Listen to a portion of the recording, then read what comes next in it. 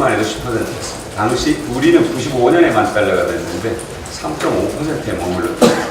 굉장히 중요한 것이 거기에서 교육비와 의료비가 차지하는 비중입니다. 교육비와 의료비를 우리는 모두 다 국민 개개인에게 다 부담하도록 맡겼지만 그 삶의 질이 높은 나라들은 국가가 책임을 졌던 것이죠. 소득주도 성장 그리고 혁신성장 또 그 바탕에 있는 공정경제 이것은 대통령께서도 천명했습니다만 우리 정부가 경제 정책을 기조를 패러다임을 전환하는 굉장히 중요한 정책적 선택이고 이것은 되돌릴 수 없는 것입니다. 어쨌든 국민의 세금을 국민의 삶을 개선하는 데 투자하는 것이 가장 확실한 경기 부양 정책이다 하는 것을 말씀드리겠습니다. 또한 최근에 이제 우리 대표단이 평양을 방문했을 때 있었던 몇 가지 일을 두고 본질을 흐리는 얘기들이 계속 나오고 있습니다. 이선권 위원장의 냉면 발언이나 또 김태년 의원 관련 발언들이 야당에서 또 일부 언론에서 얘기되고 있습니다만 그런 것들은 몇 가지죠. 거대한 강물에서 본다는 물방울 정도라고 저는 봅니다. 그것이 어떤 그 흐름을 장애를 조성하지 않고 방해하지 않는 일이 되는데 거기에 집착해서 자꾸 문제를 제기하는 것은 제가 보니까 어떤 한반도 평화 프로세스라는 세계사적 흐름을 외면하거나 또는 그걸 따라가지 못하는 데서 오는 그런 현상이 아닌가 싶습니다. 그때 당시 남북 정상이 굉장히 중요한 합의를 했고 또 기간 동안 우리 측 대표단이 정말로 놀라울 정도로 환대를 받았고 또 문재인 대통령이 15만 평양 시민 앞에서 연설했고 그리고 지금 남북 군사 합의 내용들이 착착 이행이 되고 있거든요. 이런 큰 흐름에 대해서 평가하기보다는 그런 문제들을 갖고 자꾸 흠집을 내려고 하는 것은 국민들의 동의를 얻기 어려울 것이다 하는 그런 생각을 합니다. 그리고 남북관계를 자꾸 비용 프레임으로 흠집을 내려고 하는데 완전히 이건 거꾸로 생각입니다. 평화소득을 위한 한반도 평화소득을 위한 투자의 과정으로 이해하는 것이 긍정적이고 바람직한 방향이다 이렇게 생각합니다. 거대한 강물에 아무리 돌을 던져도 그 강물의 흐름을 바꾸기는 어려울 것입니다. 이제라도 이 한반도 평화 프로세스에 적극적으로 동참해 주실 것을 축복합니다. 이혜영 최고위원님, 김혜영. 지난 3일 토요일은 제89주년 학생 독립운동 기념일 학생의 날이었습니다. 올해부터는 기념식이 국가 행사로 격상되어서 3.1운동, 60만세 운동과 함께 3대 독립운동으로서의 위상을 나란히 했습니다.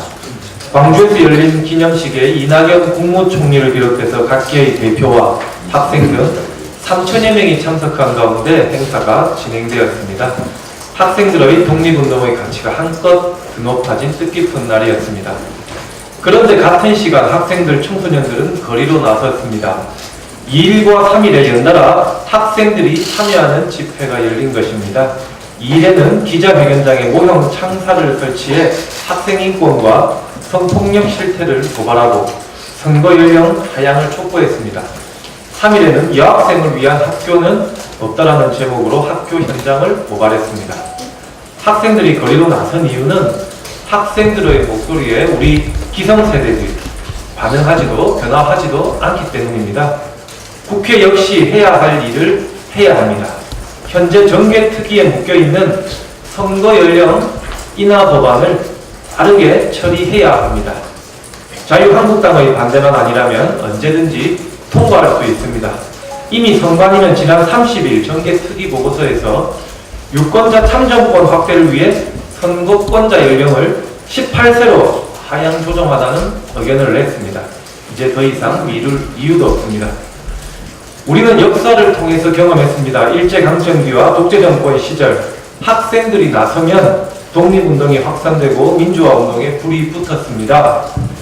또한 18세 참정권 확대는 우리 학생들에게 지역사회와 국가를 바라보는 눈을 길러주고 미래사회가 요구하는 창의적이고 융복합적인 사고를 향상시키는 데도 크게 기여할 것입니다.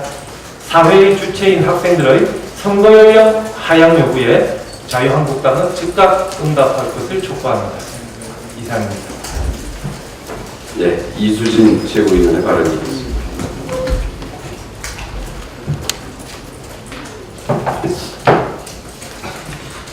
50년 동안 무노조 경영을 외쳤던 포스코의 최근 노조 가입 붐이 이르고 있습니다. 9명에 불과했던 포스코 노조가 재건 추진위원회를 구성한 지 50여일 만에 6천 명의 조합원을 신규 가입시키고 회사에 교섭을 요구했다고 합니다. 우리나라 헌법 33조에는 노조할 권리를 보장하고 있습니다.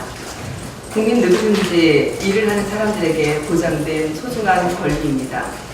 하지만 아직도 회사의 방해로 자유롭게 노조 활동을 할 수 없는 상황입니다. 얼마 전 세계적 기업 삼성의 노조 파괴 공작이 사실로 드러나며 국민들의 공분을 샀습니다. 포스코 노조는 1990년대 초까지만 해도 조합원이 19,000명에 달할 정도로 강력했지만 회사의 방해로 활동이 급속히 위축되어 지금의 상황에 이르렀습니다. 무노조 경영은 자랑이 아닙니다. 그동안 포스코 노동자들은 일부 직책 보임자들에 의해 관리되었고 그들은 현장 노무 관리를 주 업무로 하면서 노조 가입자의 동향 파악, 노조 비방 등을 하고 타 노동자에게 전파되지 않도록 차단했으며 주임, 파트장 등을 통해 노조 탈퇴를 권유하는 등 부당 노동 행위를 일삼았습니다. 고용노동부는 이러한 포스코의 불법 행위에 대한 철저한 근로 감독을 요청합니다. 또한 2만 명에 달하는 포스코 산해 하청 노동자들도 낮은 임금과 노동조건 개선, 그리고 직접 고용을 요구하고 있습니다. 산해 하청 사용은 엄연히 불법 파견에 해당합니다. 포스코는 잘못을 인정하고 하루빨리 이 문제를 해결하길 바랍니다. 가족 중 누군가가 아파서 병원에 입원하게 되면 그 가족을 돌봐야 하는 가족들도 아프게 됩니다. 얼마 전 저희 어머니께서 뇌출혈로 쓰러지셔서 수술을 받고 지금 재활치료를 받고 계십니다. 다행히 간병인이 계시지만 주말에는 가족들이 간병을 해야 합니다.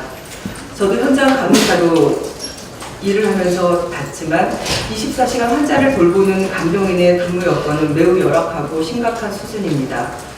또한 암, 뇌혈관 질환 등 중증 질환으로 24시간 간호가 필수적인 환자들은 장기 입원을 할 경우 치료비와 더불어 간병 비용에 대한 경제적인 부담이 상당히 큽니다. 24시간 간호가 필수적인 환자들은 대부분 가족들이 직접 간병을 하거나 간병업체에 의존하고 있습니다. 사실 간병 서비스 사용은 24시간 기준으로 8만 원 정도인데 일주일마다 하루에 유급휴가를 주고 있고 따라서 환자 가족이 그 시간을 메꾸거나 다른 간병인을 추가 고용해야 됩니다. 250만 원에서 350만 원 정도 수준의 간병 비용과 함께 생업을 포기한 채 직접 간병을 담당해야만 합니다. 문제는 이러한 높은 간병 비용은 건강보험 적용도 안 되고 민간보험을 가입해야만 보장받을 수 있다는 점입니다.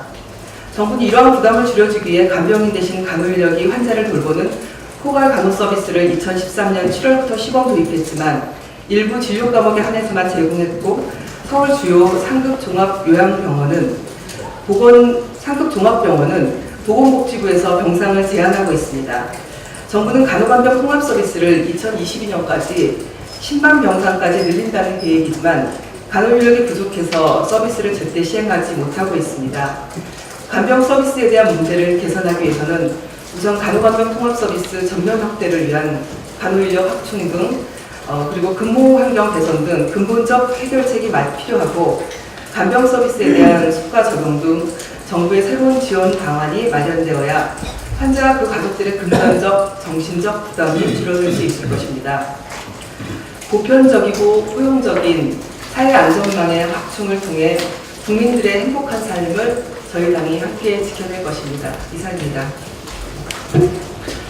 예, 이상 모두 발언을 마치고 회의를 종료로 전환하겠습니다. 언론인 여러분들의 협조를 부탁드립니다.